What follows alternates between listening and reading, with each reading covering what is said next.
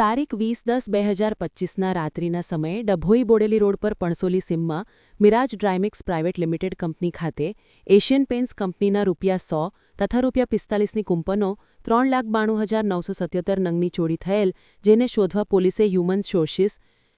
તથા ટેકનિકલ સોર્સનો ઉપયોગ કરી આ ગુનામાં આરોપીઓ મધ્યપ્રદેશના કટની જિલ્લાનો તપાસમાં બહાર આવતા સ્થાનિક પોલીસની મદદ લઈ અનુરાગ ઉર્ફે ઉદય કૃષ્ણકુમાર પાંડે, મૂર્તસિંહ ઉર્ફે મૂર્જ રાજકુમાર લોધી, સુખીલાલ સુકરનલાલ ભૂમિયા, પ્રહલાદ નરેશ પટેલ તમામ રહેવાસી કનવારા, અનુરાગ ઉર્ફે છોટુ સતાઈલાલ ચક્રવર્તીને 5 આરોપીઓને ડભોઈ પોલીસ મથકે લાવી પોતાની રીતે તપાસ કરતા જેઓએ કૂપનો ચોરી હોવાની કબૂલાત કરી અને આ ગુન્હામાં બીજા આરોપી પોલીસ પકડથી દૂર છે, જેના નામો રિષભ ગોવિંદ પાંડે, નિખિલ કૃષ્ણકુમાર ઉર્ફે લાલો મહારાજ પાંડે, રાહુલ લોધી, આકાશ કૈલાશ પ્રસાદ વિશ્વકર્મા, પ્રભાકર ઉર્ફે પંકજ માથુર લોધી, રામેશ્વર ભરત લોધી અને અરુણ લખન લધી પકડવાના બાકી આરોપીઓ છે. કેસમાં ડીવાયએસપી આકાશ પટેલના માર્ગદર્શનમાં ડભોઈના પીઆઈ કે જે ઝાલા સાથે પીએસઆઈ જેજી વાઘેલા, હેકો રાજેન્દ્રસિંહ, અર્જુનભાઈ, યુવરાજસિંહ, હરપાલસિંહ, દિનેશ મોતીરામ અને ભાવિક માનસિંગે મહત્વની ભૂમિકા ભજવી ગુનાને ટૂંકા ગાળામાં જ ઉકેલી નાખતા પોલીસની સરાહનીય કામગીરી કરવામાં આવી હતી.